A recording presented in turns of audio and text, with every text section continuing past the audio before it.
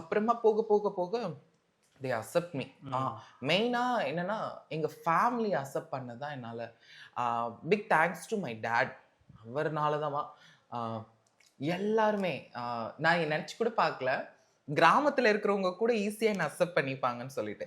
எங்களோட கிராமம் இருக்கு. எங்க அப்பாவோட சொந்த ஊர் இருக்கு. ஸோ ஸோ அங்க கூட என்ன ஓப்பனா அக்செப்ட் பண்ணிக்கிட்டாங்க வயசானவங்க. They understand me. என்னோட கேர்ள் நேம் வச்சு பிரவீனா அல்லனா மாயா. மோஸ்ட்லி எங்க வீட்ல மாயான்னு கூப்பிடுவாங்க. பெரியவங்க எல்லாம் பிரவீனான்னு கூப்பிடுவோம். இதுல என்னன்னா 2016ல எங்க அம்மா வந்துட்டு இறந்துட்டாங்க கேன்சர்னால. ஸோ அப்பதான் வந்துட்டு எல்லா முக்காவாசி பேருக்கு தெரியும் என் ரிலேட்டிவ்ஸ் எல்லாருக்குமே. என்னை பார்க்கும்போது எங்க அம்மா பார்க்குற மாதிரி ஃபீல் எல்லாருக்குமே. ஸோ அவங்க ஈஸியாவே நான் அக்செப்ட் பண்ணிக்கிறதுக்கு அது ஒரு ரீசன்.